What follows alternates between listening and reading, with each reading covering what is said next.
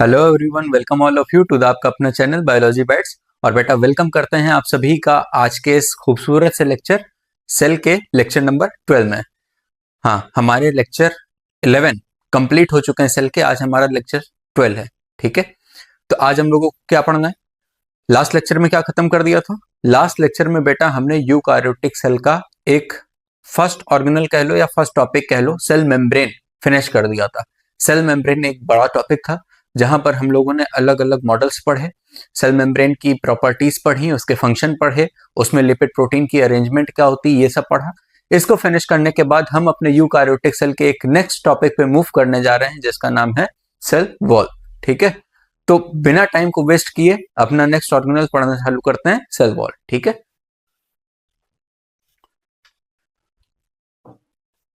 तो आज की क्लास आपकी चालू होती है सेल वॉल से। बेटा सेल वॉल क्या होता है इसको थोड़ा सा समझेंगे। आज लास्ट क्लास का ज्यादा रिवीजन नहीं लिया है क्योंकि मेरे ख्याल से सेल मेम्ब्रेन आप लोग एक बार प्रोकार्योटिक सेल में भी पढ़ चुके हो और दूसरा यूकार्योटिक सेल में भी पढ़ा। कुछ एक्स्ट्रा टॉपिक थे जैसे कि लिपिड का स्ट्रक्चर आपने यहाँ पर सीखा, फ्लूइड मोज़ेक मॉडल सीखा, मेम्ब्रेन का क्वासी फ्लूइड नेचर समझा, ये सारी चीजें समझी। एक बार लेक्चर फिर से देख लेना अगर ना चीजें याद आ रही हो। आज का लेक्चर सेल वॉल से ही डायरेक्ट स्टार्ट करते हैं। ठीक है, तो सेल वॉल क्या होता है इसको समझते हैं।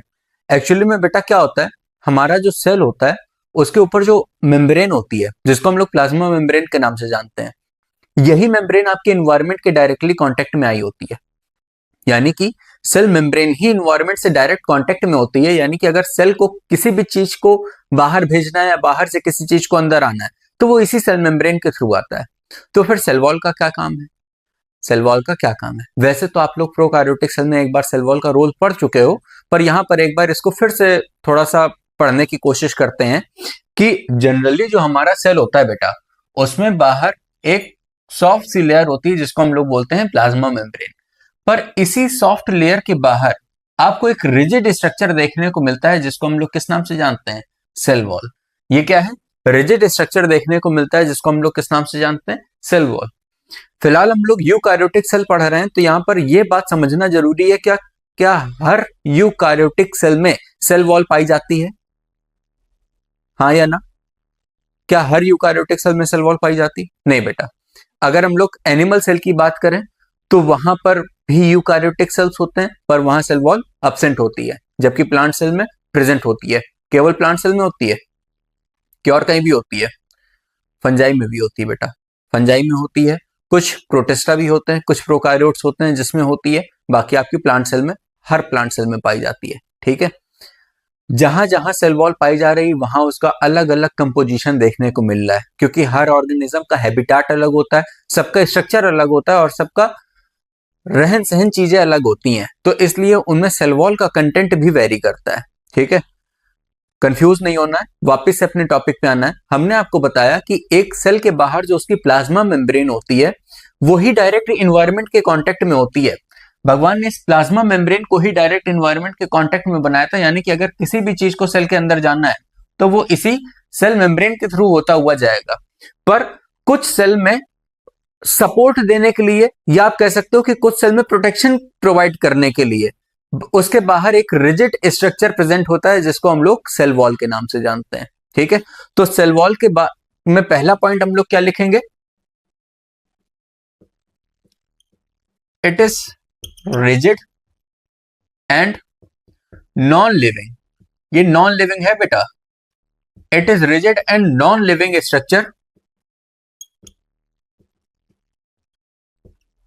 Found in some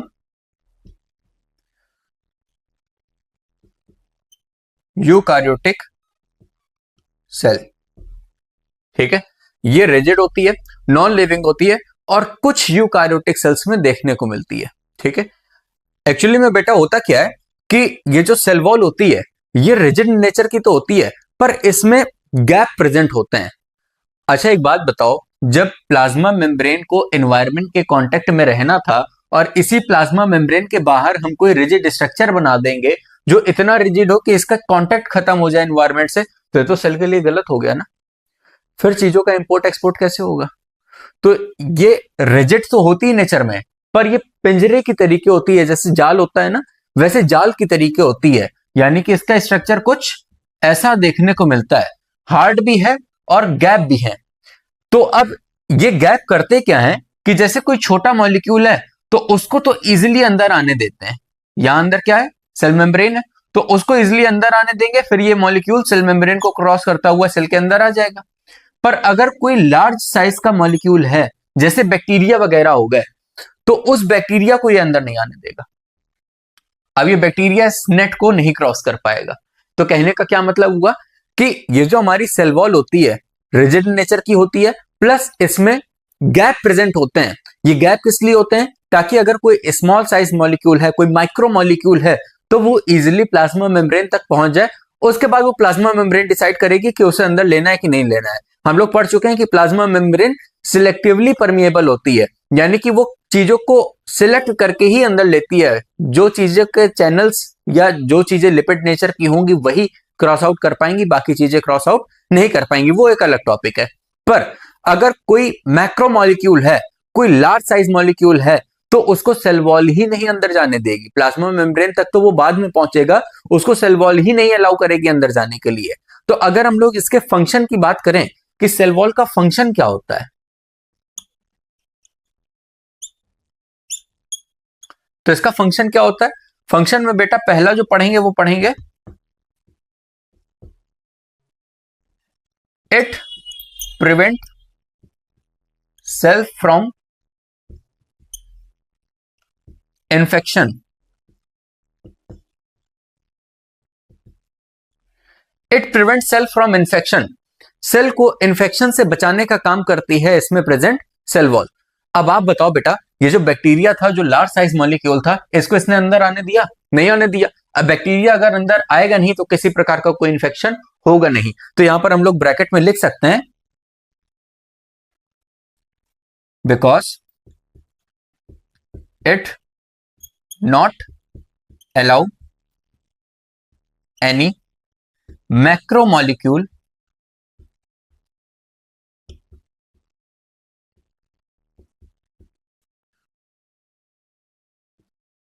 to enter inside the cell. ये कैसे बचाती है सेल को इन्फेक्शन से, ये किसी भी मैक्रोमोलिक्यूल को सेल के अंदर नहीं आने देती, किसी भी मैक्रोमोलिक्यूल को सेल के अंदर नहीं आने देती। पहला फंक्शन समझ में आया। दूसरा फंक्शन, दूसरा फंक्शन क्या है, अब चूंकि ये रिजिड है तो बेटा शेप तो प्रोवाइड करेगी, ये तो हम लोग पढ़ चुके हैं, रिजिड है तो शेप तो प्रोवाइड करेगी।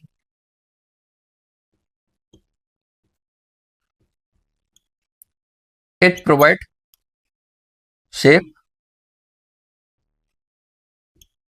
And structure of cell.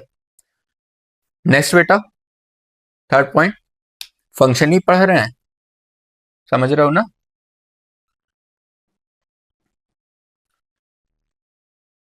It prevent cell from osmotic bursting.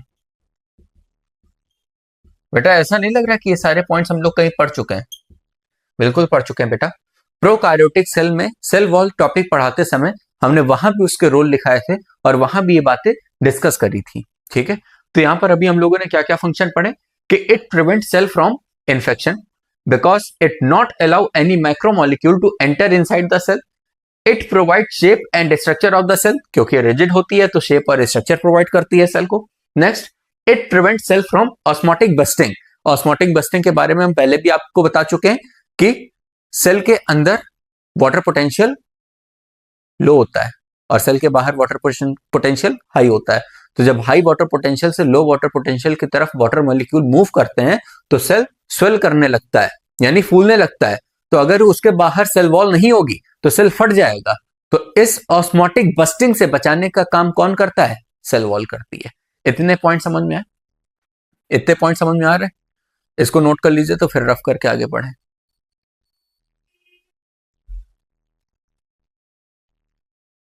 हो गया बेटा, आगे बढ़ा जाए।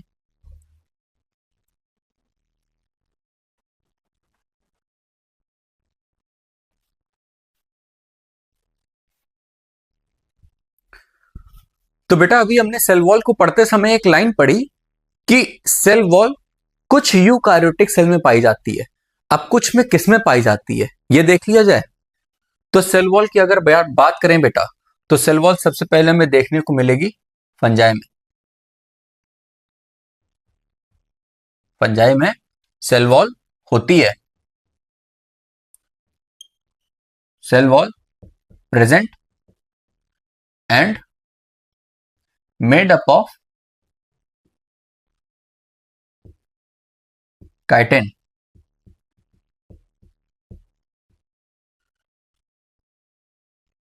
किसको किसको ये याद है कि सेल वॉल पेप्टाइडोग्लाइकन की बनी होती है? याद आ रहा है बेटा? याद आ रहा है, पर उसको याद आने मत देना।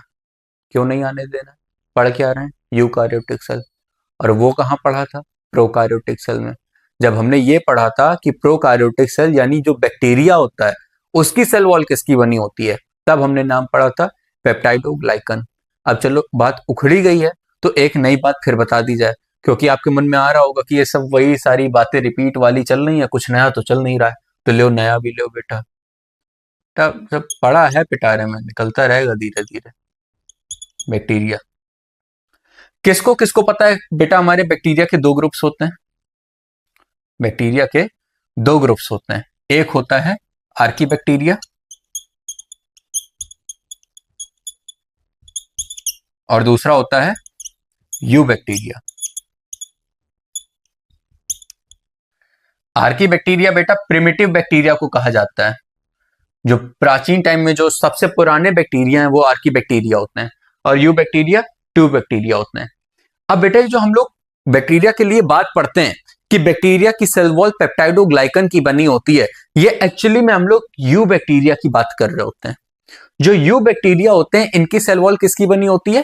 पेप्टाइडोग्लाइकन। किसकी? पेप्टाइडोग्लाइकन।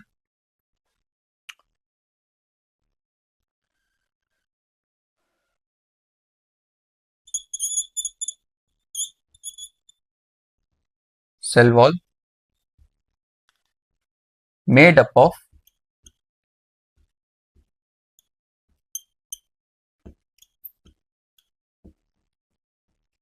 पेप्टाइडोग्लाइकन। बेटा इसी पेप्टाइडोग्लाइकन के लिए एक वर्ड और यूज किया जाता है, म्यूरिन। क्या यूज किया जाता है? म्यूरिन। यानी कि अगर हम आपसे पूछें कि बैक्टीरिया की सेल वॉल किसकी बनी होती है, तो या तो आप बताओगे कि बैक्टीरिया की सेल वॉल पेप्टाइडोग्लाइकन की बनी होती है, और अगर स्पेसिफिक होके पूछें कि यू बैक्टीरिया की सेल वॉल किसकी बनी होती है, तो आप म्यूरिन का नाम लोगे। पेप्टाइडोग्लाइकन का भी नाम ले सकते हो, पर साथ में म्यूरिन का बताओगे कि इसकी सेल वॉल म्यूरिन की बनी होती है। अब आप हमें बताओ कि अगर यू बैक्टीरिया की सेल वॉल म्यूरिन की बनी है, तो आर्की बैक्टीरिया की किसकी बनी होगी? आर्की बैक्टीरिया को कुछ आइडिया मिल रहा है? इसकी सेल वॉल बेटा बनी होती है स्यूडोम्यूरिन की।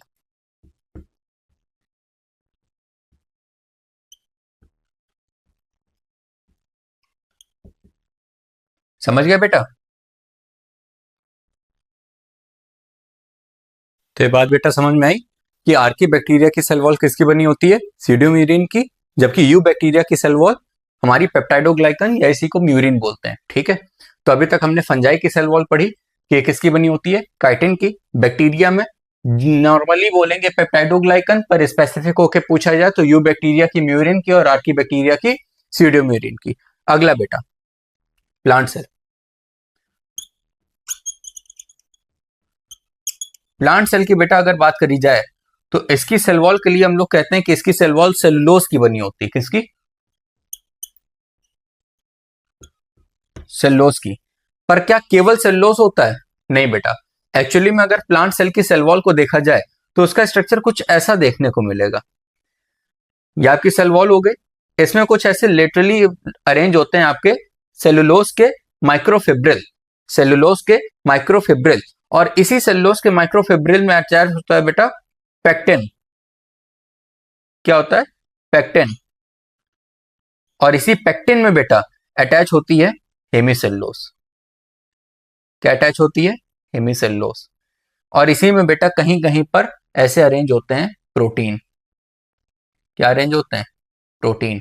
कुछ ऐसा अरेंजमेंट देखने को मिलता है। नहीं समझ में आया? कोई बात नहीं, फिर से समझो। हमने कहा कि प्लांट सेल की अगर हम बात करें तो प्लांट सेल की जो सेल वॉल होती है उसको जनरली हम बोलते हैं कि ये सेलुलोज की बनी होती है, पर ऐसा नहीं होता है कि उसमें केवल सेलुलोज हो। सेलुलोज के अलावा भी कई सारी चीजें हमें देखने को मिलती हैं, जैसे सेलुलोज के अलावा हेमिसेलुलोज, साथ में पेक्टिन और प्रोटीन। तो अगर हम पूरी बात करें कि प्लांट की सेल वॉल किसकी बनी होती है तो आप क्या लिखोगे? Cellulose plus hemicellulose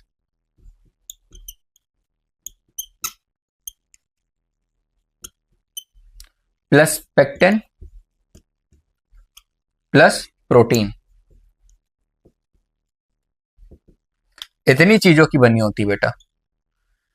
plant cell में सेलुलोज होता है, हेमिसेलुलोज होता है, पेक्टिन होता है, प्रोटीन होता है। अब जानकारी वाली बात, अभी तक हमने क्या पढ़ा? हम लोग सेल वॉल टॉपिक पढ़ रहे हैं। सेल वॉल में हमने पढ़ा कि सेल वॉल एक रिजिड नॉन लिविंग स्ट्रक्चर होता है जो कि कुछ यूकारियोटिक सेल में देखने को मिलता है। ये क्या करता है? इसका मेन फंक्शन होता है बेटा कि हमारे सेल को स्ट्रक्चर प्रोवाइड करता है, शेप प्रोवाइड करता है, सेल को ऑस्मोटिक बस्टिंग से बचाता है और सेल को किसी इंफेक्शन से बचाता है। क्यों? क्योंकि किसी भी मैक्रो मॉलिक्यूल को अलाउ नहीं करता है सेल के अंदर आने के लिए।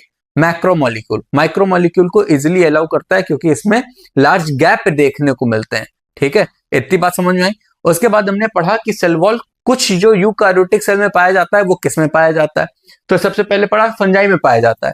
अब फंजाई में पाया जाता है तो किस चीज का बना होता है? वहां पर सेल वॉल बनी होती है काइटिन की। उसके बाद सेल वॉल कहां पाई जाती है? बैक्टीरिया में पाई जाती है। बैक्टीरिया प्रोकार्योट है, यहां पर एक एक्स्ट्रा पॉइंट बताने के लिए बता दिया है। तो बैक्टीरिया में सेल वॉल पेप्टाइडोग्लाइकन की होती है, पर बैक्टीरिया में दो ग्रुप होते हैं, आर्की बैक्टीरिया और यू बैक्टीरिया। अगर स्पेसिफिक होकर पूछा जाए तो यू बैक्टीरिया की सेल वॉल म्यूरिन की बनी होती है और आर्की बैक्टीरिया की स्यूडोम्यूरिन की बनी होती है।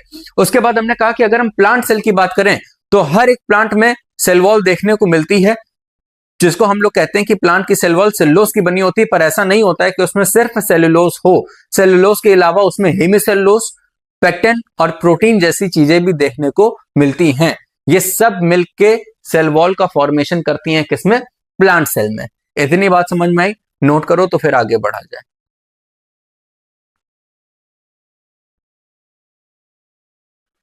हाँ तो बेटा आगे देखते हैं। बेटा अभी हम लोगों ने देखा कि प्लांट की जो सेल वॉल है वो किसकी बनी होती है?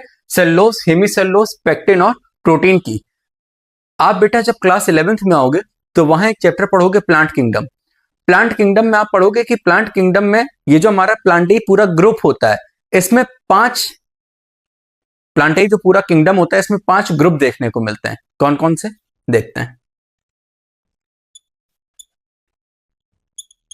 जैसे हमारा प्लांटेई है तो प्लांटेई में आपको क्या क्या देखने को मिलेगा?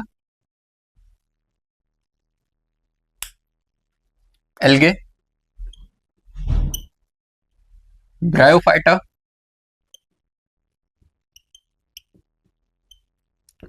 Pteridophyta,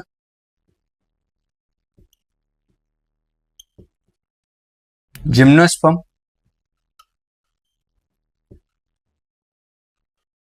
angiosperm.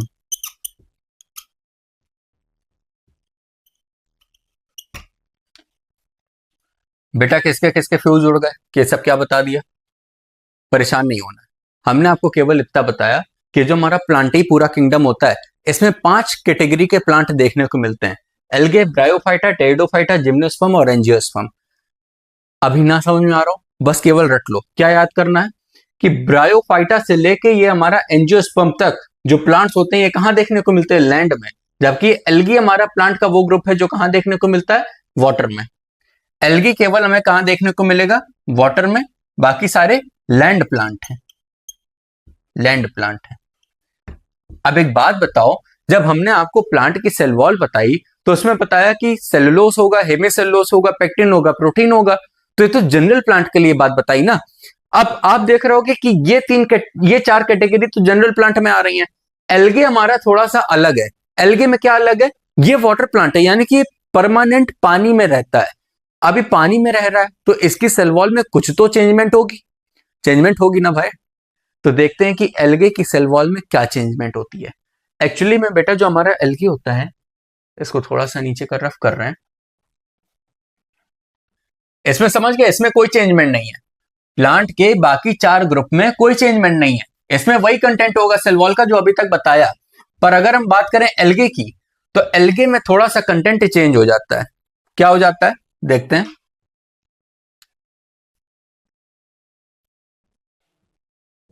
Cell wall of algae is made up of, किस किस चीज की बनी होती है? सेलुलोज। ये तो बेटा बेसिक कंपोनेंट है, होगा ही होगा। सेलुलोज बेसिक कंपोनेंट है जो कि हर प्लांट सेल में होगा ही होगा।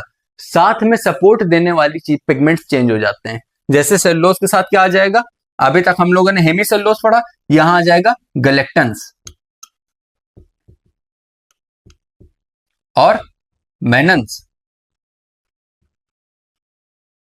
साथ में कुछ सॉल्ट जैसे कैल्शियम कार्बोनेट।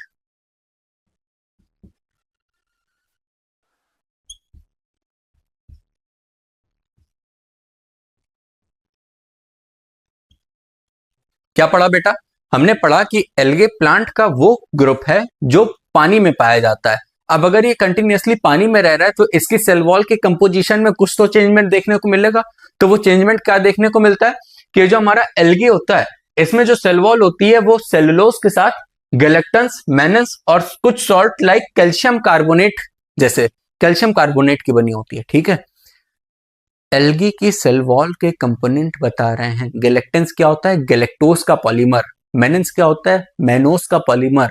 गैलेक्टोज, मेनोस ये सब शुगर हैं बेटा, कार्बोहाइड्रेट के एक ग्रुप में आते हैं। ठीक है, आपको पहले भी बताया कि कहीं ना कहीं आपको प्रोटीन, कार्ब्स, लिपिड इन्हीं सब का कंपोजिशन देखने को मिलेगा, चाहे वो सेल वॉल हो या प्लाज्मा मेम्ब्रेन। सेल वॉल में कहीं लिपिड देखने को मिलती है क्या? नहीं बेटा, लिपिड सेल वॉल में कहीं देखने को नहीं मिलती है। सेल वॉल के कुछ अपने कंपोजिशन होते हैं। जैसे एल्गे की बात करी जाए तो यहाँ पर सेलुलोज, गैलेक्टन्स, मेनन्स और कैल्शियम कार्बोनेट, ये कंपोजिशन होती है हमारे एल्गे के सेल वॉल की। बाकी सब में, बाकी जो 4 कैटेगरी है प्लांट की, उसमें वही कॉमन, सेलुलोज, हेमीसेलुलोज, पेक्टिन और प्रोटीन। ठीक है, तो इसको नोट कर लीजिए, फिर आगे बढ़े।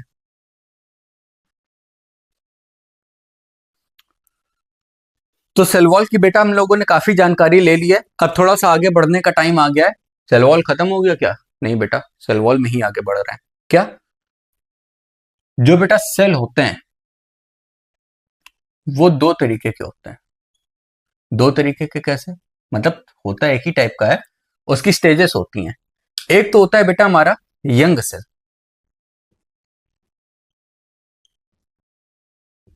और एक होता है हमारा मैच्योर सेल। अब यंग सेल और मैच्योर सेल की हमने यहां पर बात क्यों करी है, इसको समझने की कोशिश करिएगा। सस्पेंस में नहीं रख रहे हैं, पहले ही बताए दे रहे हैं। एक्चुअली में जो हमारी सेल वॉल होती है ये 2 तरीके की होती है, प्राइमरी सेल वॉल और सेकेंडरी सेल वॉल। हमारी जो सेल के बाहर सेल वॉल होती है ये 2 तरीके की होती है, प्राइमरी सेल वॉल और secondary cell wall.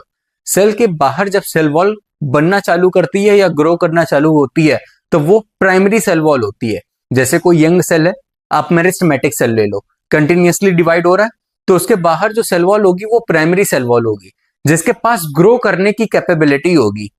Primary cell wall वो सेल वॉल होती है जिसके पास ग्रो करने की कैपेबिलिटी होती है।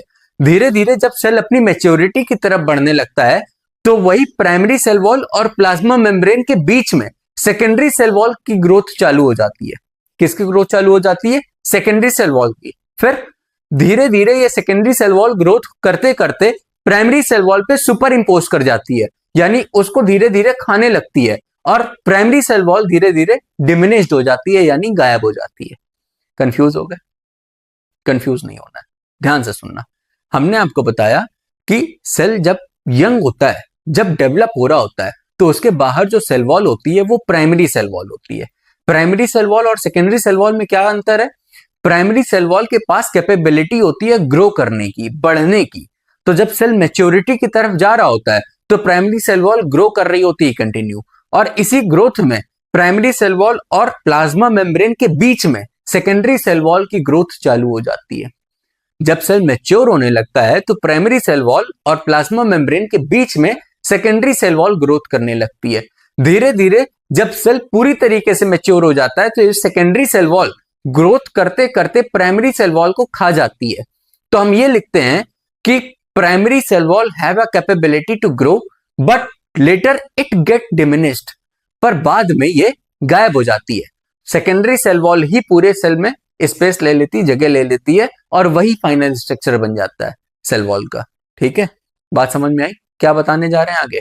तो हमने कहा कि एक हमारे पास यंग सेल होता है, एक मैच्योर सेल होता है। तो अगर आप इसको देखेंगे तो मान लीजिए ये इसकी सेल वॉल है, अंदर क्या है, अंदर इसके प्लाज्मा मेम्ब्रेन। तो ये जो सेल वॉल है ये कैसी है? This is primary cell wall.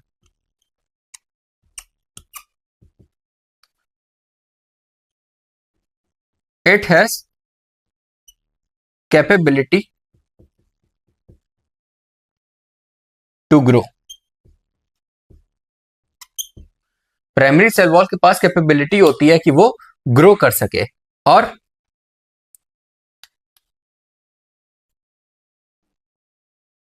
After some time, या ये कह लो व्हेन सेल गेट मैच्योर,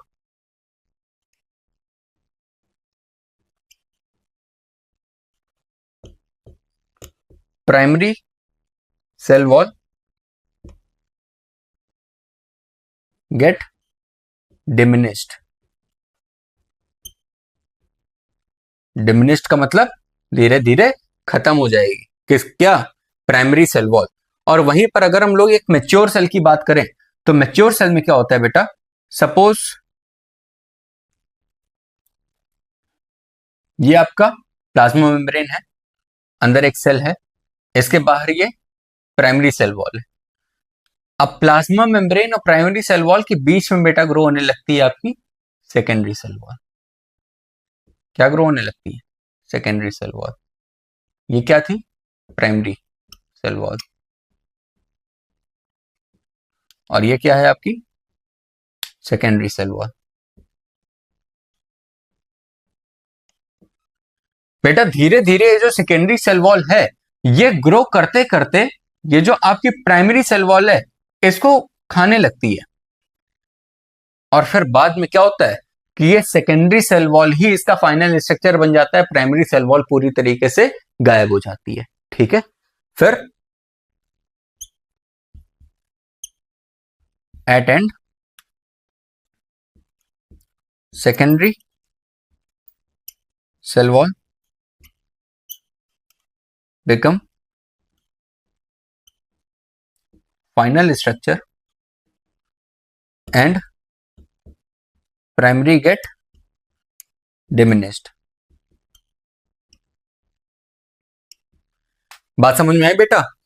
कुछ समय बाद ये सेकेंडरी सेल वॉल ग्रोथ करते करते प्राइमरी सेल वॉल को डाइजेस्ट कर देती है और यही फाइनल स्ट्रक्चर बन जाता है। ठीक है, इतनी बातें समझ में आ रही हैं बेटा? कुछ कंफ्यूजन तो नहीं हो रही है? कोई कंफ्यूजन हो कमेंट कर देना, अगले लेक्चर में क्लियर कर देंगे। ठीक है, मेरे हिसाब से तो कुछ कठिन टॉपिक नहीं है। हमने आपको क्या बताया? हमने कहा ये जो सेल वॉल होती है दो तरीके की होती है, प्राइमरी और सेकेंडरी। क्या फर्क है दोनों में? प्राइमरी सेल वॉल सेल के स्टार्टिंग फेज में आती है जिसमें ग्रो करने की कैपेबिलिटी होती है, यानी कि वो खुद को बढ़ा सकती है।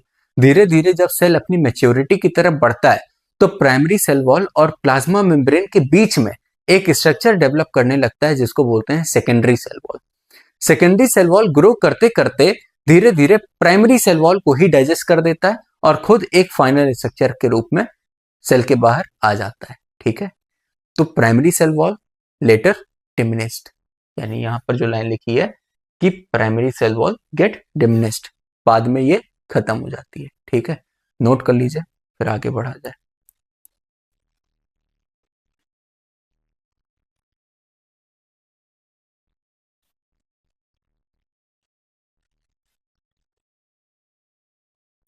तो बेटा अभी तक हम लोगों ने सेल वॉल में क्या क्या बातें पढ़ी? सेल वॉल का हमने स्ट्रक्चर समझा, रिजिड होती है, नॉन लिविंग होती है, उसका हमने फंक्शन समझा। फिर हमने ये पढ़ा कि सेल वॉल दो तरीके की होती है, प्राइमरी सेकेंडरी। प्राइमरी का क्या रोल होता है, सेकेंडरी का क्या रोल होता है, ये पढ़ा।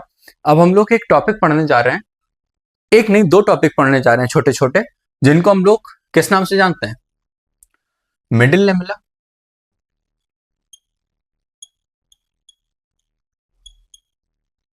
And plasmodesmata.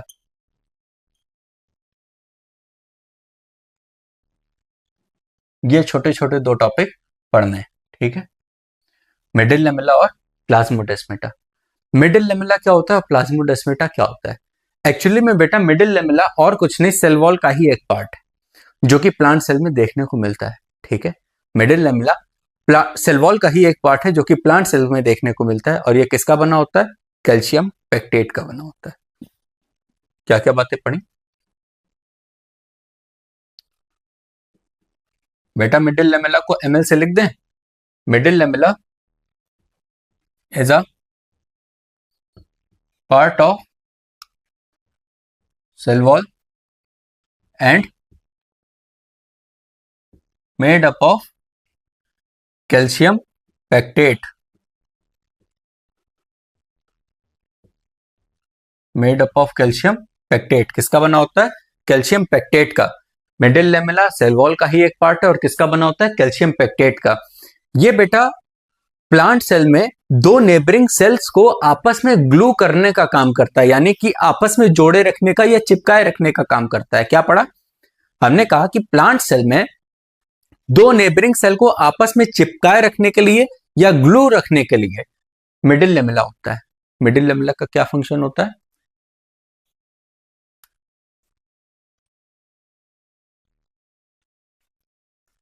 It act like glue and help to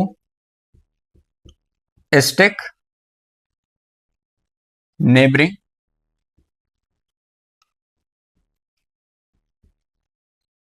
sales of plant.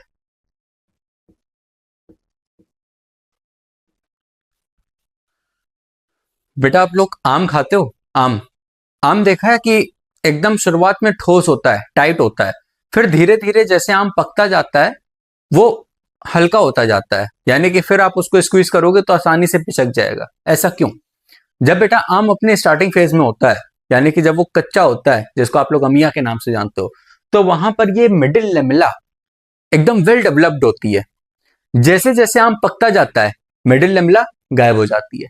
Middle lamella गायब हुई तो सेल्स के बीच में जो मतलब कनेक्शन था, या ये कह लो कि सेल जिसकी वजह से इस एक पोजीशन पे थे वो गायब हो गया, मिडिल लेमेला, तो वो चीज जो है हल्की हो जाती है। कहने का मतलब सेल में सेल बोलना है, फ्रूट्स में या प्लांट में रिजिडिटी प्रोवाइड करने के लिए भी मिडिल लेमेला होती है। मिडिल लेमेला रिजिडिटी प्रोवाइड करती है। जो हम लोग राइपेंड फ्रूट खाते हैं उसकी मिडिल लेमेला ही, राइपेंड का मतलब पके हुए फल जो खाते हैं, उसकी ये मिडिल लेमेला ही गायब हो गई होती है। उसी वजह से उसमें वो क्या, कैसे समझाएं, अरे हल्कापन आ जाता है, ठीक है, यानी कि आप उसको स्क्वीज करो तो आसानी से वो पिचक जाएगा, ठीक है। और कोई रोल होता है मिडिल लेमेला का? और तो कोई खास रोल नहीं होता, इतना ही पढ़ लो काफी है। क्या क्या पढ़ा? मिडिल लेमेला सेल वॉल का ही एक पार्ट है, कैल्शियम पेक्टेट का बना होता है। दूसरा, मिडिल लेमेला दो सेल्स को आपस में ग्लू रखने का काम या दो सेल को आपस में चिपकाए रखने का काम करता है, ठीक है। इतना पढ़ लिया तो फिर आगे पढ़ा जाए कि प्लाज्मोडेस्मेटा क्या होता है। प्लाज्मोडेस्मेटा क्या होता है? यहां से नेक्स्ट लाइन से पढ़ने जा रहे हैं plasmodesmata.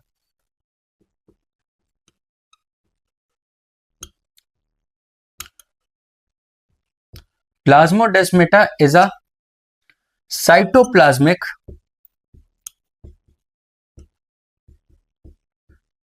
connection between two cells. Plasmodesmata दो सेल के बीच में साइटोप्लाज्मिक कनेक्शन बनाने का काम करता है। नहीं समझ में आ रहा है? अभी आएगा। मिडिल लेमेला को दिखाएं क्या बेटा? जैसे ये आपके मान लो सेल हैं, ठीक है, तो इनके बीच में ऐसे ऐसे ग्रो हुई होती है मिडिल लेमेला। ये मतलब मिडिल लेमेला ग्रो हो रखी है और ये सेल आपस में चिपके हुए हैं, ये अगल बगल पूरे उसमें मिडिल लेमेला ग्रो करी हुई होती है। मिडिल लेमेला इनको आपस में चिपकाए रखने का काम करती है, ठीक है। अब आगे समझो क्या होता है। जैसे बेटा सेल्स हैं, ठीक है, समझ रहे हो, ये सेल्स हैं, इनके बीच में क्या है, मिडिल लेमेला है, ठीक है। और क्या होगी, सेल वॉल होगी, बिल्कुल होगी। अब यहां पर क्या होता है, कनेक्शन बने होते हैं दो सेल के बीच में, ये ऐसे कनेक्शन बने होते हैं। अरे प्लाज्मोडेस्मेटा कुछ नहीं है, दो सेल के बीच में गैप जंक्शन है। गैप जंक्शन तो पता है, गैप जंक्शन क्या होता है, दो सेलों के बीच में डायरेक्ट कांटेक्ट बनाने के लिए अगर कोई गैप है तो उसी को गैप जंक्शन बोलते हैं। वही सेम चीज प्लाज्मोडेस्मेटा भी होती है। एक्चुअली में क्या होता है कि प्लांट में जो यंग सेल होते हैं जो कंटिन्यूअसली डिवाइड कर रहे होते हैं, जैसे मेरिस्टेमेटिक सेल, तो इनको क्या करना होता है, डिवाइड करके धीरे धीरे इनको अपना फेट फिक्स करना होता है कि कौन, मतलब कौन फ्रूट बनाएगा, कौन लीफ बनाएगा, मतलब इनको आगे अपना फेट फिक्स करना है। तो इसके लिए दो सेल्स को आपस में कोऑर्डिनेशन करना पड़ता है, एक दूसरे के फंक्शन को समझना पड़ता है। तो वो कोऑर्डिनेशन बैठाने के लिए दो सेल के साइटोप्लाज्म का कनेक्शन होना जरूरी है, और ये कनेक्शन मिलता है उनको प्लाज्मोडेस्मेटा से। समझ में आया, दो नेबरिंग सेल के बीच में उन दोनों के साइटोप्लाज्म को कनेक्ट करने के लिए एक कनेक्शन होता है जिसको बोलते हैं plasmodesmata. Plasmodesmata is a cytoplasmic connection between two cell. Plasmodesmata is a cytoplasmic, यानी साइटोप्लाज्म को कनेक्ट करने के लिए जो कनेक्शन होता है उसी को क्या बोलते हैं, प्लाज्मोडेस्मेटा। अब आप बताओ कि इनके बीच में ये मिडिल लेमेला थी, सेल वॉल थी, इन सब को हटा के ये प्लाज्मोडेस्मेटा बना हुआ है। तो हमें क्या पढ़ना है कि प्लाज्मोडेस्मेटा वो जगह होती है जहां पर ना मिडिल लेमेला होती है ना सेल वॉल होती है। तो यहां पर क्या हम लोग लिखेंगे नोट में,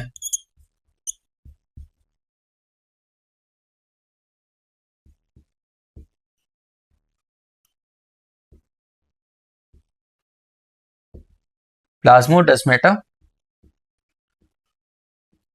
does not have middle lamella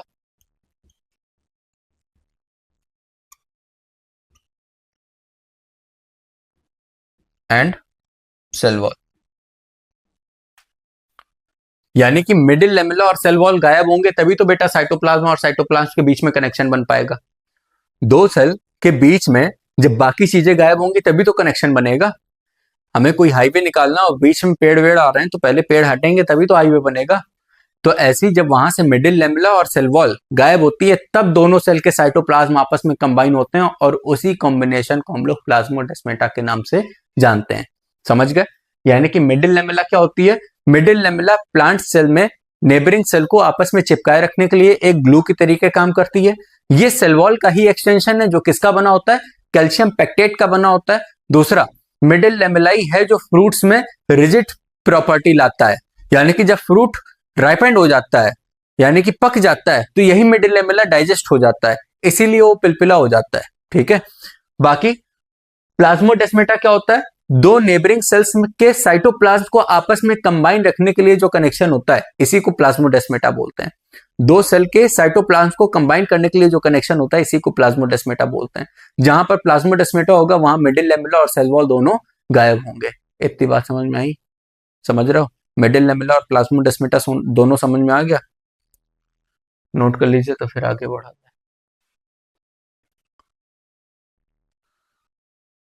यहां से बेटा हमारा सेल वॉल फिनिश होता है। एक्चुअली सेल वॉल में इतनी चीजें हमें पढ़नी होती हैं, क्या क्या, सेल वॉल का स्ट्रक्चर पढ़ लिया, सेल वॉल कहां पाई जा रही है ये पढ़ लिया, जहां पाई जा रही है वहां किस चीज की बनी हुई है ये पढ़ लिया, जैसे फंजाई में काइटिन की बनी हुई है, प्लांट में सेल्लोस की बनी हुई है, बस सेल्लोस नहीं, प्लांट में जनरली सेल्लोस, हेमीसेल्लोस, पेक्टिन और प्रोटीन की बनी होती है। पर प्लांट में एक अलग से ग्रुप होता है एल्गे जो पानी में पाया जाता है, तो इसकी सेल वॉल में कुछ चेंजमेंट देखने को मिलता है। यहां पर सेल्लोस के साथ गैलेक्टन्स, मेनन्स और कैल्शियम कार्बोनेट टाइप सॉल्ट देखने को मिलते हैं। आगे बैक्टीरिया में भी पाई जाती है, पेप्टाइडोग्लाइकन की बनी होती है। पर अगर कोई स्पेसिफिक होकर पूछे कि यू बैक्टीरिया में किसकी होती है तो बोलोगे म्यूरिन, और आर्की बैक्टीरिया में किसकी होती है तो बोलोगे स्यूडोम्यूरिन। ठीक है, इतना समझ में आया। आगे फिर हमने पढ़ा कि सेल वॉल के रोल क्या होते हैं, फंक्शन क्या होते हैं। फिर हमने पढ़ा कि सेल वॉल दो तरीके की होती है, प्राइमरी और secondary. Primary cell wall grow कर सकती है, उसमें ग्रो करने की कैपेबिलिटी होती है, पर बाद में ये डिमिनिश्ड हो जाती है यानी गायब हो जाती है। जबकि सेकेंडरी सेल वॉल बाद में एक परमानेंट स्ट्रक्चर के तरीके आ जाती है। ठीक है, फिर हमने पढ़ा कि सेल वॉल का ही एक्सटेंशन है मिडिल लेमेला जो कैल्शियम पेक्टेट का बना होता है, दो नेबरिंग सेल को ग्लू करने का काम करता है। और इसी से रिलेटेड एक टॉपिक पढ़ा plasmodesmata. Plasmodesmata is nothing but a cytoplasmic connection between two cells. दो सेलों के साइटोप्लाज्म को आपस में कनेक्ट करने के लिए जो कनेक्शन होता है उसी को प्लाज्मोडेस्माटा बोलते हैं। ये कनेक्शन क्यों बना? ताकि दो सेल्स आपस में कोऑर्डिनेशन कर पाए, आपस के फंक्शन को समझ पाए, इसलिए प्लाज्मोडेस्माटा बना होता है। ठीक है, और जहां पर प्लाज्मोडेस्माटा होगा वहां पर मिडिल लेमेला और सेल वॉल गायब होगी। यहां से आपका सेल वॉल खत्म होता है। सेल वॉल खत्म होने के बाद अब हम लोग आगे बढ़ेंगे किसमें किसमें किसमें। एक काम करते हैं, ऐसे तो एंडोमेम्ब्रेन सिस्टम पढ़ना होता है। एंडोमेम्ब्रेन सिस्टम एक ह्यूज टॉपिक है, तो पहले हम लोग क्या करते हैं, हाँ, आप लोग समझ लो कि ऑटोनॉमस और सेमी ऑटोनॉमस ऑर्गेनल्स क्या होती हैं। सेल के अंदर जो ऑर्गेनल्स होती हैं ये दो तरीके की होती हैं, ऑटोनॉमस ऑर्गेनल और सेमी ऑटोनॉमस ऑर्गेनल। तो क्या होता है ऑटोनॉमस, क्या होता है सेमी ऑटोनॉमस, इनके एग्जांपल क्या होते हैं, इसको समझ लेते हैं फिर आगे मूव करते हैं। ठीक है,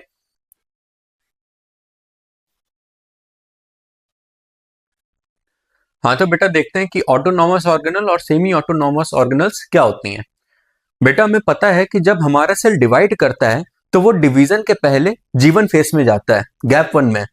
नेक्स्ट चैप्टर सेल साइकिल पढ़ाएंगे तो वहां समझ जाएंगे आप लोग कि सेल साइकिल फेसेस में बटी होती है, जिसमें G1S G2M ऐसे कुछ फेज होते हैं।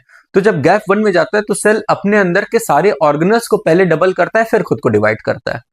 कहने का मतलब कि अगर हमने आपको एक रूम दे दिया और हमने कहा कि इस रूम का ऐसे बंटवारा करो कि दो लोगों में इक्वल बढ़ जाए, तो उस रूम के एरिया के साथ साथ उसके अंदर जो सामान है उसको भी तो आपको डबल करना पड़ेगा। फॉर एग्जाम्पल कि आपके रूम में एक सोफा सेट पड़ा हुआ है, अब दो लोगों को बांटना है तो दूसरे रूम में भी तो सोफा सेट होना चाहिए, वरना फिर तो वो अनइक्वल डिवीजन हुआ ना, फिर तो वो पार्शियलिटी हो जाएगी। तो इसलिए सेल अपने अंदर के ऑर्गेनल्स को पहले डबल करता है फिर खुद को डिवाइड करता है।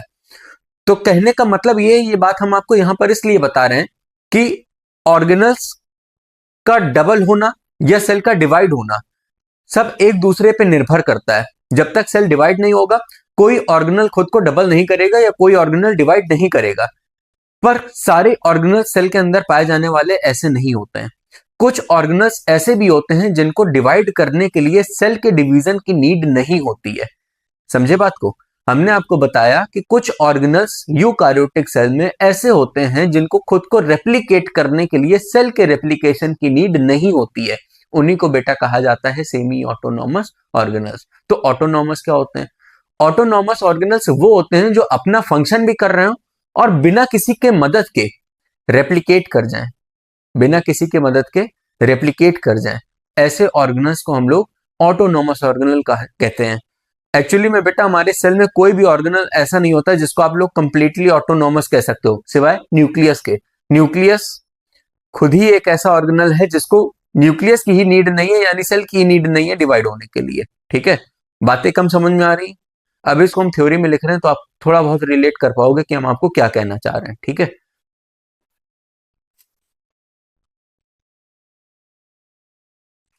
तो ऑटोनॉमस ऑर्गेनल में देखिएगा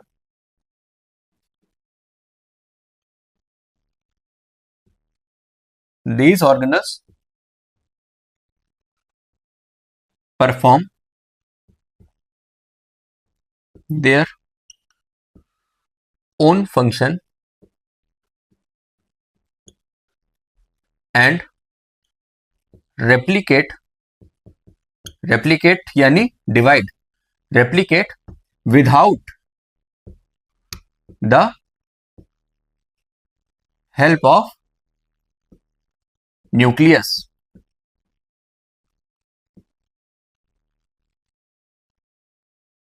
called ऑटोनॉमस ऑर्गेनल। और अगर बेटा हम इसके एग्जाम्पल की बात करें तो इसका एग्जाम्पल एक ही होता है हमारा न्यूक्लियस, खुद न्यूक्लियस। बेटा न्यूक्लियस के ही अंदर डीएनए होता है और डीएनए जब इंफॉर्मेशन देगा सेल को डिवाइड करने के लिए तभी सेल डिवाइड करेगा, यानी कि सेल का डिवीजन कहीं ना कहीं न्यूक्लियस पे डिपेंड कर रहा है। पर हम लोग पढ़ क्या रहे हैं? Autonomous organelle. ऑटोनॉमस ऑर्गेनल की डिफाइन हमें बताती है कि this organelle perform their own function, यानी कि ये ऑर्गेनल अपना फंक्शन खुद से ही परफॉर्म करते हैं, इनको किसी और ऑर्गेनल की नीड नहीं होती है अपना फंक्शन करने के लिए। दूसरा, replicate without the help of nucleus, इनका जो रेप्लिकेशन होता है, इनका जो डिवीजन होता है, वो न्यूक्लियस पे डिपेंड नहीं करता।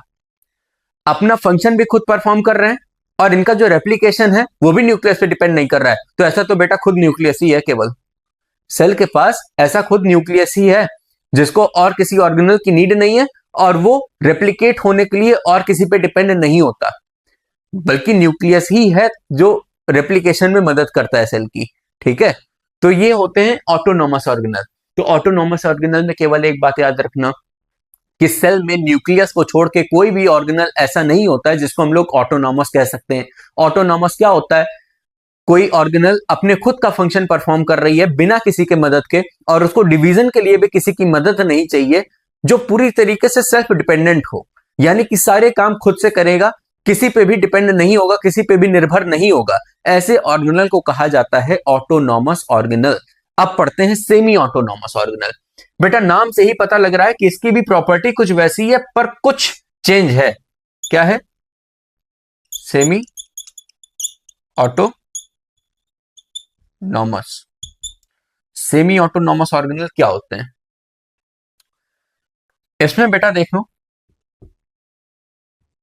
these organelles have their own DNA. These organelles have their own DNA and replicate without the help of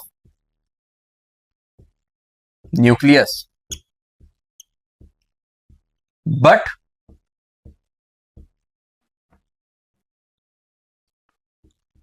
they need other organelles to perform their function.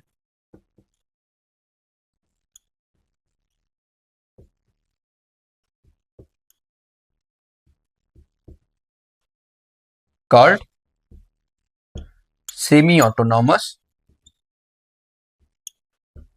Organelle. बात को समझना बेटा, हमने सेमी ऑटोनॉमस ऑर्गेनल में क्या definition लिखी है कि these organelles have their own DNA. Semi autonomous organelles वो ऑर्गेनल होते हैं जिनके पास अपना खुद का डीएनए होता है। ठीक है, have their own DNA and replicate without the help of nucleus. अभी तक की बातें सेम लग रही हैं? अभी हमने ऊपर भी पढ़ा था कि ये जो ऑटोनॉमस ऑर्गेनल्स होते हैं ये अपना फंक्शन खुद से परफॉर्म करते हैं और इनको रेप्लिकेशन के लिए किसी की नीड नहीं होती है। यहां पर चेंज कितना है कि रेप्लिकेशन के लिए इसको भी किसी की नीड नहीं होती है, इसके पास भी अपना डीएनए होता है, पर इसको अपने फंक्शन परफॉर्म करने के लिए दूसरे ऑर्गेनल्स की नीड होती है। दूसरे ऑर्गेनल्स की नीड होती है अपने फंक्शन को परफॉर्म करने के लिए, इसीलिए इसको सेमी ऑटोनॉमस ऑर्गेनल कहा जाता है। यानी कि आधा ऑटोनॉमस है पर कुछ इसको दूसरे की भी नीड है, इसलिए सेमी वर्ड का यूज यहां पर किया जाता है। ठीक है, तो सेमी ऑटोनॉमस ऑर्गेनल क्या पढ़ा? These organelle have their own DNA and replicate without the help of nucleus, but they need other organelles to perform their function, called semi autonomous organelle. अगर इसके एग्जांपल की बात करें तो बेटा इसमें क्या आएगा? इसके एग्जांपल में आ जाएगा बेटा माइटोकॉन्ड्रिया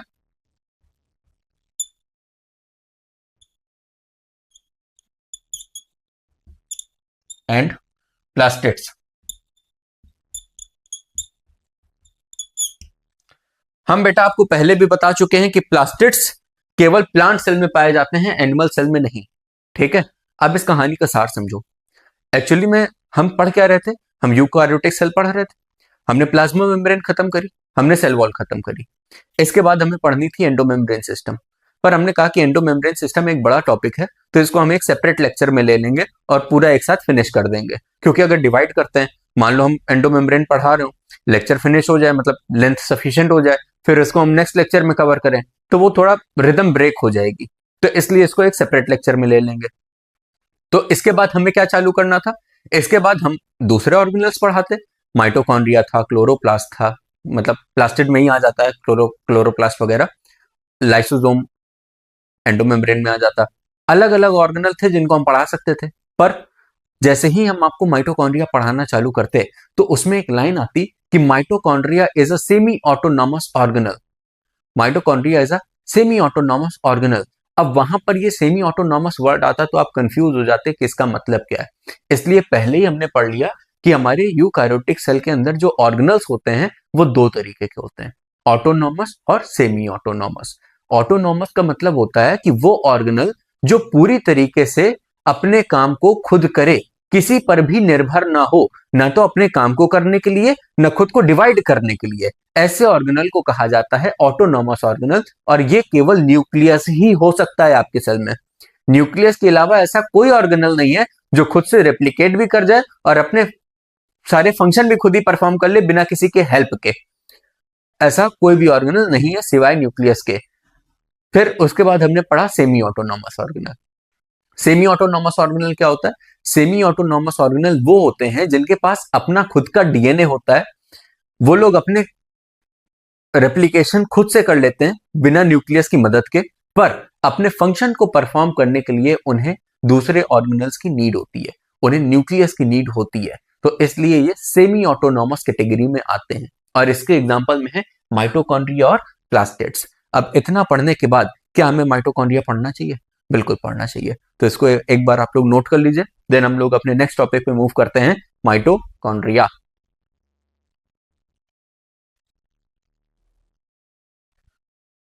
तो अब हम लोग बेटा पढ़ने जा रहे हैं माइटोकॉन्ड्रिया।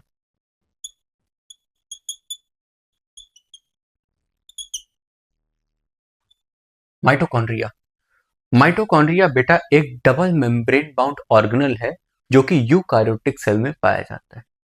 माइटोकॉन्ड्रिया एक डबल मेम्ब्रेन बाउंड ऑर्गेनल है जो कि हर तरीके के यूकैरियोटिक सेल में पाया जाता है, कोई एक्सेप्शन नहीं है बेटा। अगर वो सेल यूकैरियोटिक है तो माइटोकॉन्ड्रिया होगा ही होगा। क्यों? क्योंकि माइटोकॉन्ड्रिया का काम क्या होता है? एटीपी सिंथेसिस करना। माइटोकॉन्ड्रिया का काम क्या होता है? एटीपी सिंथेसिस करना। इसीलिए बेटा एक लाइन रटी होती है सबको कि mitochondria is the powerhouse of the cell. Mitochondria is the powerhouse of the cell. क्यों? क्योंकि पावर जनरेट यही कर रहा है। हमारी बॉडी की पावर, मतलब हमारी बॉडी की करेंसी क्या है? एनर्जी करेंसी क्या है? एटीपी है, एडेनोसिन ट्राइफॉस्फेट। और ये एटीपी बनाने का काम कौन करता है? माइटोकॉन्ड्रिया। इसीलिए माइटोकॉन्ड्रिया को powerhouse of the cell कहा जाता है। तो हम जनरल बातें बोलकर एक एक करके समझना चालू करते हैं कि माइटोकॉन्ड्रिया है क्या। सबसे पहली बात बेटा, जो वर्ड है माइटोकॉन्ड्रिया, ये एक प्लूरल वर्ड है। सिंगल अगर होता है तो उसको माइटोकॉन्ड्रियन बोला जाता है। ठीक है, तो पहली बात तो ये लिख लेते हैं, it is plural word. Single is mitochondrion.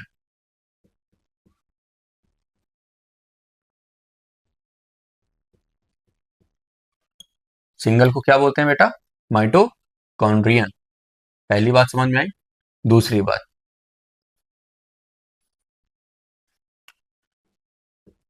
It is easily visible in compound microscope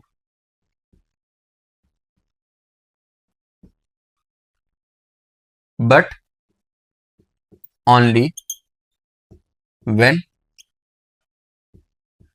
it is properly stained. Only when it get properly या it is properly stained। क्या मतलब बेटा? समझते हैं।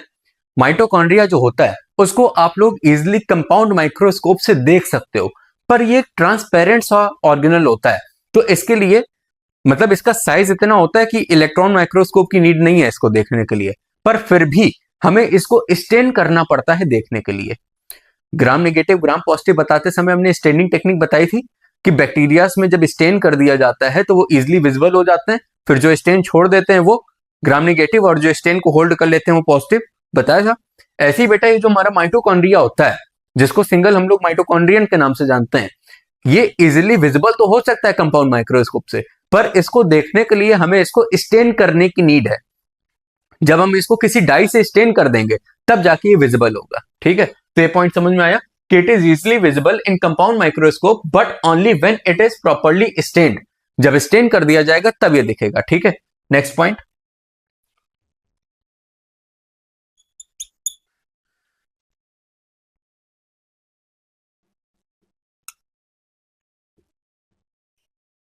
Number, shape and size of mitochondria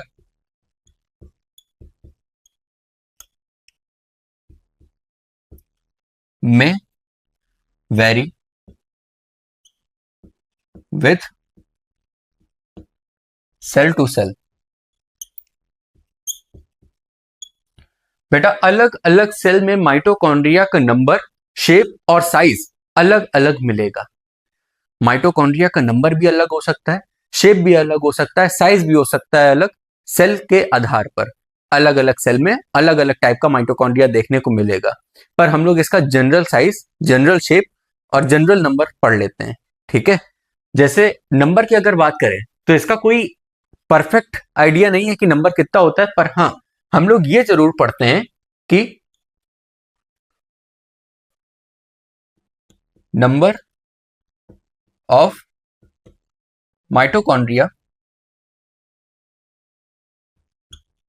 is depend upon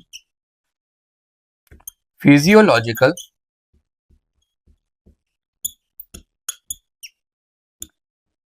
activity of cell. समझना बेटा इस बात को, हम ये कह रहे हैं कि number of mitochondria is depend upon the physiological activity of cell. Cell बेटा जितना ज्यादा फिजियोलॉजिकली एक्टिव होगा, सेल जितना वर्क कर रहा होगा, उतना ज्यादा उसमें एटीपी की नीड होगी, और जितना ज्यादा एटीपी की नीड होगी उतना ज्यादा उसमें माइटोकॉन्ड्रिया होगा। जैसे आपके मसल्स में रेड फाइबर हो गए, ठीक है, आपकी हार्ट मसल्स हो गई, कार्डियक मसल हो गई, जिसको कंटिन्यूअसली पंप करना है। ठीक है, तो ऐसी जगहों पर जो हमारा माइटोकॉन्ड्रिया का नंबर होगा ये ज्यादा होगा। क्यों? क्योंकि ज्यादा एटीपी की नीड है, वर्क ज्यादा कर रहा है सेल। ठीक है, आगे।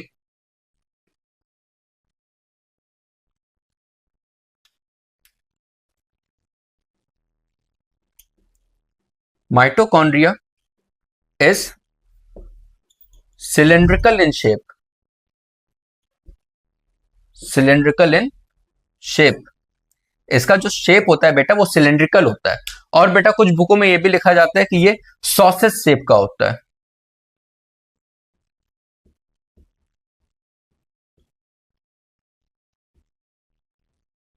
सॉसेज क्या होता है बेटा? एक नॉनवेज होता है बेटा, वो ऐसे ट्यूब टाइप का होता है, उसी के तरीके दिखता है हमारा माइटोकॉन्ड्रिया। तो क्या लिखा कि माइटोकॉन्ड्रिया सिलेंड्रिकल या सॉसेज शेप का होता है। ठीक है, इतनी बात समझ में आई। हम लोग क्या पढ़ रहे हैं बेटा? हम लोग माइटोकॉन्ड्रिया पढ़ रहे हैं। माइटोकॉन्ड्रिया के में क्या बोल रहा हूँ, माइटोकॉन्ड्रिया में पहली बात हमने पढ़ी कि it is plural word, single को हम लोग बोलेंगे माइटोकॉन्ड्रियन। हमने पढ़ा अभी कि एक सेल में एक से ज्यादा माइटोकॉन्ड्रिया होते हैं, तो सिंगल अगर है तो उसके लिए वर्ड यूज करेंगे माइटोकॉन्ड्रियन, कई सारे हैं तो माइटोकॉन्ड्रिया। ठीक है, it is easily visible in compound microscope but only when it is properly stained. इसको आसानी से कंपाउंड माइक्रोस्कोप में देखा जा सकता है, पर इसको स्टेन करना पड़ेगा। ठीक है, number, shape and size of mitochondria में vary with cell to cell. अलग अलग सेल में माइटोकॉन्ड्रिया का नंबर, शेप और साइज अलग अलग देखने को मिलेगा। Number of mitochondria is depend upon the physiological activity of cell. Cell जितना ज्यादा फिजियोलॉजिकली एक्टिव होगा, वो जितना ज्यादा वर्क कर रहा होगा, उतना ज्यादा उसमें माइटोकॉन्ड्रिया देखने को मिलेंगे। फिर mitochondria is cylindrical in shape और it is sausage shape. Mitochondria cylindrical shape का होता है, या हम इसको कह सकते हैं कि ये सॉसेज शेप का होता है, जो कि एक नॉनवेज होता है। ठीक है, इसको नोट कर लीजिए बेटा, तो फिर आगे बढ़े। तो जो बेटा हमारा नेक्स्ट पॉइंट है माइटोकॉन्ड्रिया का, पॉइंट नंबर 6, लेंथ।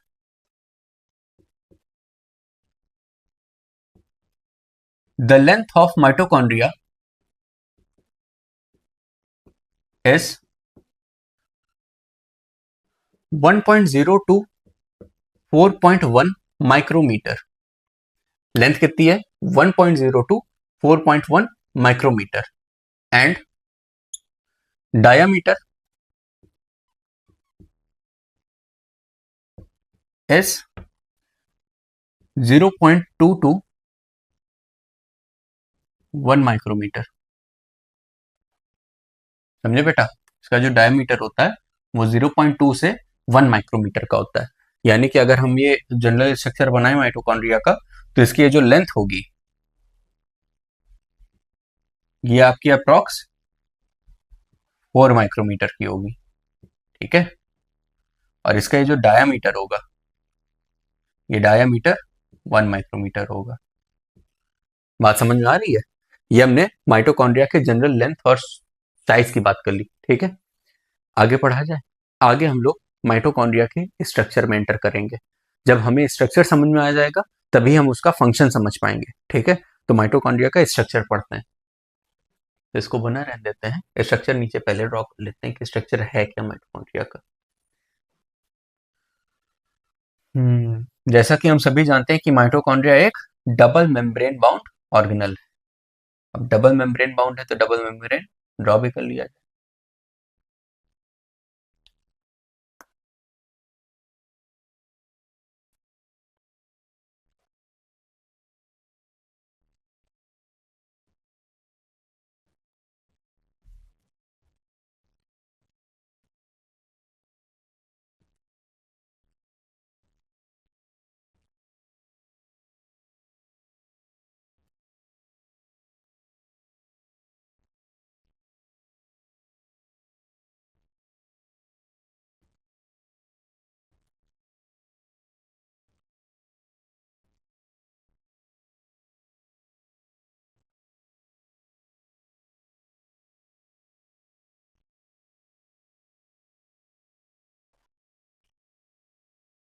किस चीज का स्ट्रक्चर बना रहे हैं बेटा?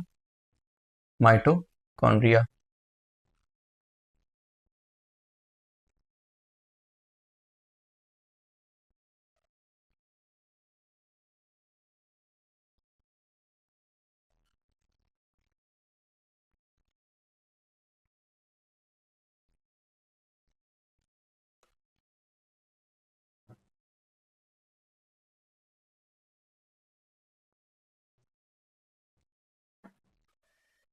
कुछ ऐसा स्ट्रक्चर होता है हमारे माइटोकॉन्ड्रिया का।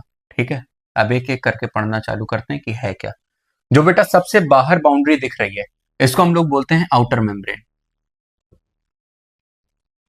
Outer membrane. आउटर मेम्ब्रेन जो होती है बेटा हमारी, ये लिपिड की बायलेयर होती है। हम सबको पता है कि अगर कोई ऑर्गेनल मेम्ब्रेन बाउंड है तो उसकी भी मेम्ब्रेन लिपिड की ही बायलेयर होगी। ठीक है, उसके बाद अंदर क्या है? इनर मेम्ब्रेन है। क्या है? Inner membrane.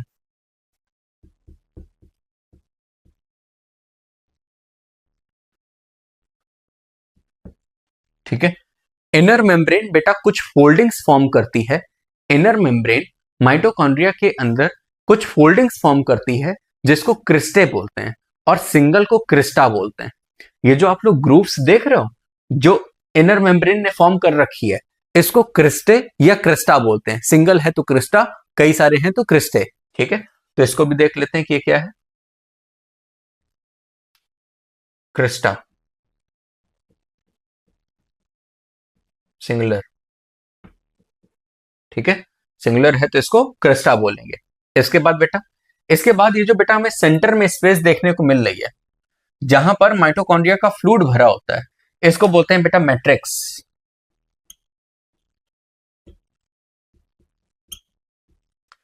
जहां माइटोकॉन्ड्रिया के बीच में जहां पर इसका फ्लूइड भरा होता है उसको बोलते हैं मैट्रिक्स। अब ये बेटा आउटर मेम्ब्रेन और इनर मेम्ब्रेन के बीच में ये जो ये पार्ट है,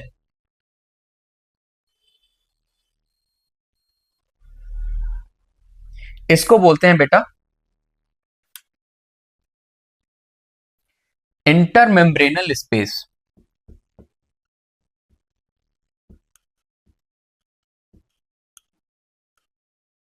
इंटरमेम्ब्रेनल स्पेस, या इसी को दूसरे नाम से जानते हैं पेरी माइटोकॉन्ड्रियल स्पेस।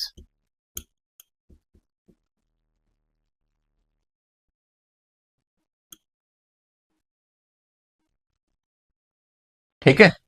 इसके अलावा बेटा अभी हमने बताया कि सेमी ऑटोनॉमस ऑर्गेनल के पास अपना खुद का डीएनए होता है। क्यों? क्योंकि उनको रेप्लिकेशन के लिए किसी की नीड नहीं होती है। ठीक है, तो इसके पास अपना खुद का डीएनए होता है प्लस खुद के राइबोसोम्स होते हैं।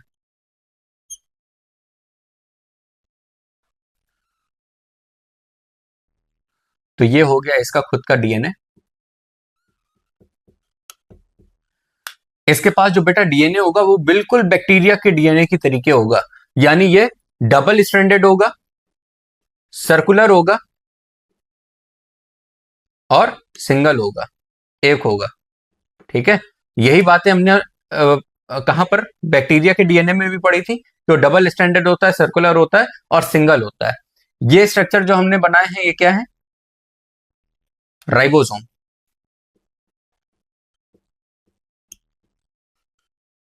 अब यहां पर ट्विस्ट देखना बेटा, हमने आपको बताया था कि यूकार्योटिक सेल में 80s राइबोसोम पाए जाते हैं और प्रोकार्योटिक सेल में 70s राइबोसोम पाए जाते हैं, पर माइटोकॉन्ड्रिया के अंदर पाए जाने वाले राइबोसोम 70s होते हैं। माइटोकॉन्ड्रिया के अंदर पाए जाने वाले राइबोसोम 70s होते हैं। ठीक है, याद रखिएगा। क्या क्या बातें पढ़ ली कि माइटोकॉन्ड्रिया की आउटर जो मेम्ब्रेन होती है, आउटर बाउंड्री जो होती है उसको आउटर मेम्ब्रेन बोलते हैं। इसके बाद जो इनर बाउंड्री होती है उसको इनर मेम्ब्रेन बोलते हैं। इनर मेम्ब्रेन अंदर की तरफ कुछ ग्रुप्स या फोल्डिंग फॉर्म कर रही होती है जिसको क्या बोलते हैं? सिंगल है तो क्रिस्टा, कई सारे हैं तो क्रिस्टे। ठीक है, उसके बाद आउटर और इनर मेम्ब्रेन की बीच की स्पेस को हम लोग इंटर मेम्ब्रेनल स्पेस बोलते हैं या पेरी माइटोकॉन्ड्रियल स्पेस बोलते हैं। इंटर मेम्ब्रेनल स्पेस या पेरी माइटोकॉन्ड्रियल स्पेस बोलते हैं। उसके बाद बेटा ये जो हमारी इनर मेम्ब्रेन है इसमें कई सारे एंजाइम प्रेजेंट होते हैं। इनर मेम्ब्रेन में कई सारे एंजाइम प्रेजेंट होते हैं। क्यों? क्योंकि यहां पर एक सिस्टम रन कर रहा होता है जिसको हम लोग बोलते हैं ईटीएस, इलेक्ट्रॉन ट्रांसपोर्ट सिस्टम। एक सिस्टम होता है जो रन कर रहा होता है। इसी सिस्टम की वजह से बेटा यहां पर एटीपी का फॉर्मेशन हो रहा होता है। क्या समझे? कि इसकी इनर मेम्ब्रेन में कुछ बेटा एंजाइम कॉम्प्लेक्स प्रेजेंट होंगे जो एंजाइम कैरियर की तरीके एक्ट करेंगे और एक चैनल प्रेजेंट होगा जिसको हम लोग F0 और F1 बोलेंगे। यहां से एंजाइम ट्रांसफर होगा, सॉरी इलेक्ट्रॉन ट्रांसपोर्ट होगा। इलेक्ट्रॉन ट्रांसपोर्ट होने के साथ साथ यहां पर इसके इंटर मेम्ब्रेनल स्पेस पे प्रोटॉन का कंसंट्रेशन बढ़ने लगेगा और ये प्रोटॉन जब इस चैनल से पास आउट होगा तो यहां पर एटीपी का फॉर्मेशन हो जाएगा। ठीक है, कई लोगों को ये बात बिल्कुल भी पल्ले नहीं पड़ रही होगी। क्यों? क्योंकि उन लोगों ने एक चैप्टर नहीं पढ़ रखा है, रेस्पायरेशन इन प्लांट। बेटा हम लोग ये जो सांस ले रहे हैं ये सांस की कहीं ना कहीं जरूरत है बॉडी को। क्या जरूरत है? ये जो हम लोग फूड खा रहे हैं, ग्लूकोज, इसको एनर्जी की तरह यूज करते हैं। एनर्जी के तरीके यूज करना है तो आप ग्लूकोज को ग्लूकोज के फॉर्म में तो नहीं यूज कर सकते। ग्लूकोज की ग्लाइकोलिसिस करके उसका ऑक्सीडेशन करके उसको एटीपी के फॉर्म में चेंज करना पड़ेगा। ये पूरी प्रक्रिया चल रही होती है हमारे सेल के अंदर माइटोकॉन्ड्रिया में। यानी ग्लाइकोलिसिस होने के बाद पायरुवेट एक प्रोडक्ट बनता है, वो पायरुवेट माइटोकॉन्ड्रिया के अंदर आके एटीपी में बदलता है एट द लास्ट जाके। यानी कि ग्लूकोज की कंप्लीट ऑक्सीडेशन माइटोकॉन्ड्रिया के अंदर होती है और किसका फॉर्मेशन होता है? एटीपी का। अब चूंकि माइटोकॉन्ड्रिया के अंदर एटीपी का फॉर्मेशन हो रहा है इसीलिए हम लोग माइटोकॉन्ड्रिया को powerhouse of the cell बोलते हैं। नहीं समझ में आया? नहीं समझ में आया? नहीं समझना है? क्या याद रखना है? माइटोकॉन्ड्रिया एक डबल मेम्ब्रेन बाउंड ऑर्गेनेल है। ठीक, इतनी बात आ गई। जो आउटर मेम्ब्रेन है वो लिपिड की बायलेयर है। ठीक, जो इनर मेम्ब्रेन है वो कुछ ग्रुप्स फॉर्म कर रही है जिसको बोलते हैं क्रिस्टे। आउटर और इनर मेम्ब्रेन के बीच के स्पेस को बोलते हैं पेरी माइटोकॉन्ड्रियल स्पेस या इंटर मेम्ब्रेनल स्पेस, या इसको कई बुकों में आउटर एनवेलप भी लिखा होता है। अलग अलग बातें हैं, एक ही चीज है। ठीक है, उसके बाद हमने पढ़ा कि अगर ये सेमी ऑटोनॉमस ऑर्गेनल है तो इसके पास खुद का डीएनए होगा, क्योंकि ये सेल्फ रेप्लिकेट की कैपेबिलिटी रखती है। तो इसके पास खुद का डीएनए होगा जो बिल्कुल बैक्टीरियल डीएनए की तरीके होगा, यानी डबल स्ट्रैंडेड होगा, सर्कुलर होगा और सिंगल होगा। यहां तक ठीक। अब डीएनए है तो खुद का राइबोसोम भी होगा। राइबोसोम कौन सा होगा? 70s। अब आप एक बात हमें बताइए कि अगर किसी ऑर्गेनेल के पास खुद का डीएनए है, राइबोसोम है, तो क्या ये प्रोटीन सिंथेसिस कर रहा होगा? क्या हमने आप लोगों को राइबोसोम का वर्क पढ़ा रखा है कि ये प्रोटीन सिंथेसिस करता है? जब एमआरएनए वाली बात बताई थी, पॉलीराइबोसोम कंडीशन बताई थी, तो यहां पर क्या प्रोटीन सिंथेसिस चल रहा होगा? तो अगर हम लोग बोले कि माइटोकॉन्ड्रिया के फंक्शन में प्रोटीन सिंथेसिस भी होता है तो ये बात गलत होगी कि सही होगी? सही होगी बेटा, ये यहां पर एटीपी सिंथेसिस भी होता है, प्रोटीन सिंथेसिस भी होता है, और एरोबिक रेस्पिरेशन भी यहीं पर होता है। समझे बात को? फिर उसके बाद हमने देखा कि इसके जो इनर फ्लूइड भरा होता है, उस फ्लूइड वाले पार्ट को बोलते हैं मैट्रिक्स, और ये मैट्रिक्स ही बेटा वो जगह है जहां पर सारी हमारी एरोबिक रेस्पिरेशन की रिएक्शनें चल रही होती है। यानी यहां पर क्या क्या चल रहा होगा, जिसने बेटा पढ़ा होगा रेस्पिरेशन उसको पता होगा। यहां पर चल रही होगी बेटा हमारी क्रैब्स साइकिल, यहां पर चल रही होगी हमारी लिंक रिएक्शन, और यहां पर हो रहा होगा बेटा हमारा बीटा ऑक्सीडेशन। बेटा ऑक्सीडेशन होता है तभी ग्लूकोज ब्रेक होता है, या ऑक्सीडेशन होता है ऑक्सीजन की प्रेजेंस में, तभी कोई चीज ब्रेक होकर कोई किसी नई चीज में बदलती है। ठीक है, तो यहां पर मैट्रिक्स वाले पार्ट में कुछ ऐसी चीजें चल रही होती हैं। तो अब आप लोगों को थोड़ा थोड़ा माइटोकॉन्ड्रिया का स्ट्रक्चर क्लियर हुआ? क्लियर हो रहा है बेटा? तो एक बार इस स्ट्रक्चर को ड्रॉ कर लीजिए, तो फिर मैं इसके कुछ फंक्शन बताता हूं।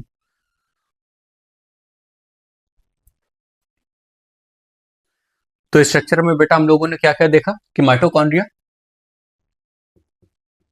It is double membrane bound whose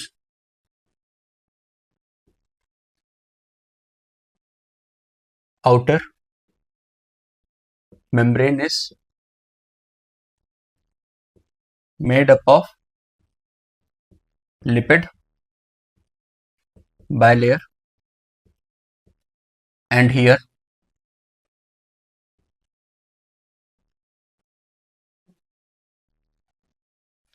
large size protein, large size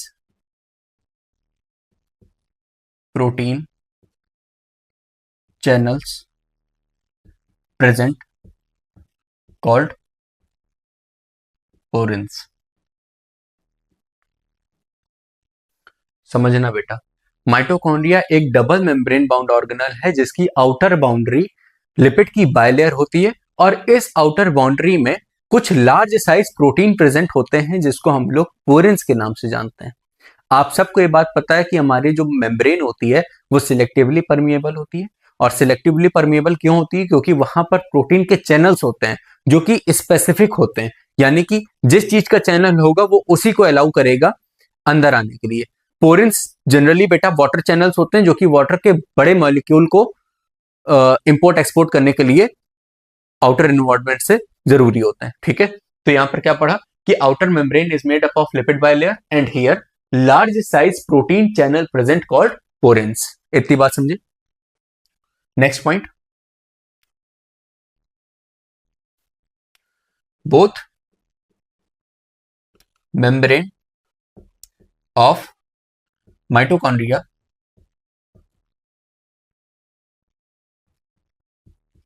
have their own enzymes.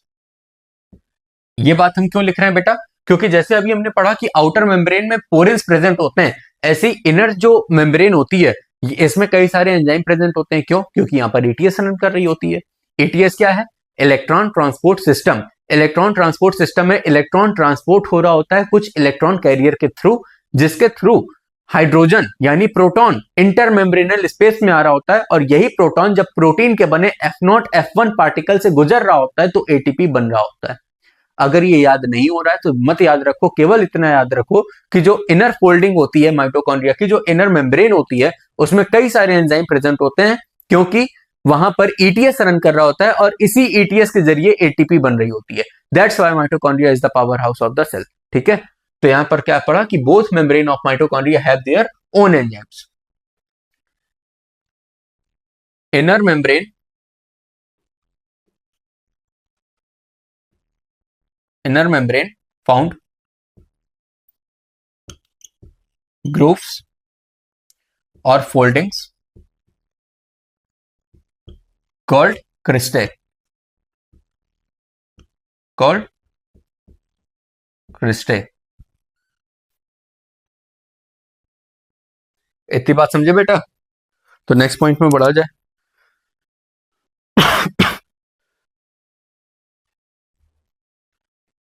Next point ये है बेटा कि यहां पर क्या क्या हो रहा होगा। Aerobic respiration, beta oxidation, beta oxidation and protein synthesis,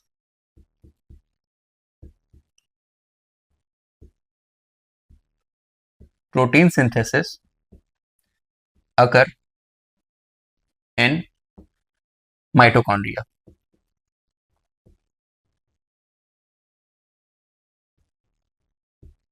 ठीक है, इसके बाद क्या देखा जा सकता है इसमें, माइटोकॉन्ड्रिया के बारे में आउटर इनर मेम्ब्रेन पढ़ ली।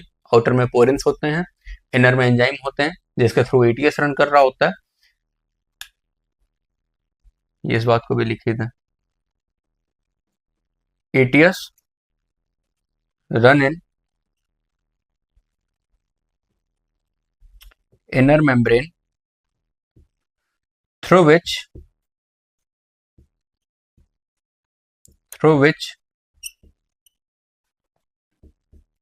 ATP forms। ठीक है, एटीपी बन रही होती है ईटीएस के जरिए। ठीक है, लास्ट बात यहां पर यह है कि माइटोकॉन्ड्रिया में एंड प्रोडक्ट हमें क्या क्या देखने को मिलता है। माइटोकॉन्ड्रिया में जब माइटोकॉन्ड्रिया के अंदर रिएक्शंस चल रही होती हैं तो लास्ट में क्या क्या बना रहा होता है माइटोकॉन्ड्रिया। तो माइटोकॉन्ड्रिया बेटा बना रहा होता है H2O, CO2 और ATP।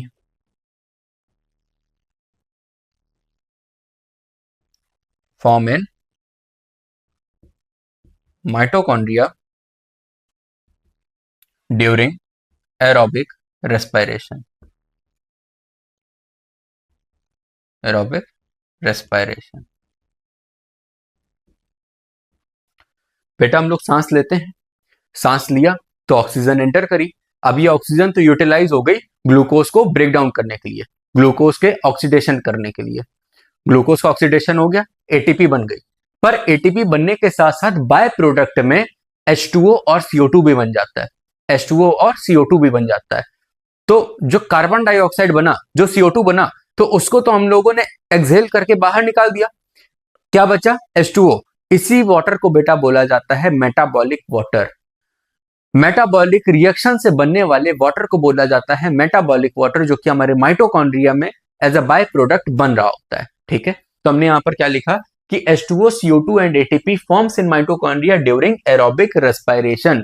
एरोबिक कंडीशन में जब हम लोग रेस्पिरेशन करते हैं, जब हम ग्लूकोज का ब्रेकडाउन करते हैं, ग्लूकोज के ऑक्सीडेशन करते हैं, तो माइटोकॉन्ड्रिया के अंदर ATP, H2O और CO2 जैसे प्रोडक्ट बन जाते हैं। और एटीपी बनाने के लिए जो सिस्टम रन कर रहा होता है उसको बोलते हैं ईटीएस, इलेक्ट्रॉन ट्रांसपोर्ट सिस्टम। तो माइटोकॉन्ड्रिया में उसके फंक्शन और उसका स्ट्रक्चर समझ में आया, उसका शेप साइज वेरी करता है ये समझ में आया। इसके साथ साथ हमारा माइटोकॉन्ड्रिया यहां से होता है फिनिश। ठीक है, रिवाइज कर दें, माइटोकॉन्ड्रिया एक सेमी ऑटोनॉमस ऑर्गेनल है जो कि अपने फंक्शंस खुद परफॉर्म करती है, पर उसको दूसरे ऑर्गेनल की नीड होती है। ठीक है, रेप्लिकेशन उसका खुद से होता है। एक बात याद रखिएगा, लिखा नहीं रहा हूं, मन हो तो लिख लीजिएगा। जैसे माइटोकॉन्ड्रिया है, उसके पास अपना डीएनए है जो कि बिल्कुल बैक्टीरियल डीएनए की तरीके है। अब ये खुद में रेप्लिकेट हो सकता है, तो इसकी क्या कोई और चीज बैक्टीरिया से मिलेगी? बिल्कुल मिलेगी। बैक्टीरिया में बेटा आप लोगों को फिजन देखने को मिलता है, बैक्टीरिया में फिजन देखने को मिलता है। फिजन क्या होता है? एसेक्सुअल रिप्रोडक्शन होता है, जिसके थ्रू बैक्टीरिया खुद में ग्रुप बना के डिवाइड कर जाता है, बैक्टीरिया खुद में ग्रुप बना के डिवाइड कर जाता है। ऐसा ही बेटा हमें माइटोकॉन्ड्रिया के अंदर भी देखने को मिलता है। माइटोकॉन्ड्रिया को डिवाइड करने के लिए सेल की नीड नहीं है, वो सेल्फ रेप्लिकेट हो सकता है, और उसको रेप्लिकेशन कैसे होगा? फिजन से होगा। उसका रेप्लिकेशन कैसे होगा? फिजन से होगा। ठीक है, तो mitochondria it is double membrane bound whose outer membrane is made up of lipid bilayer and here large size protein channel present called porins. Both membrane of mitochondria have their own enzyme.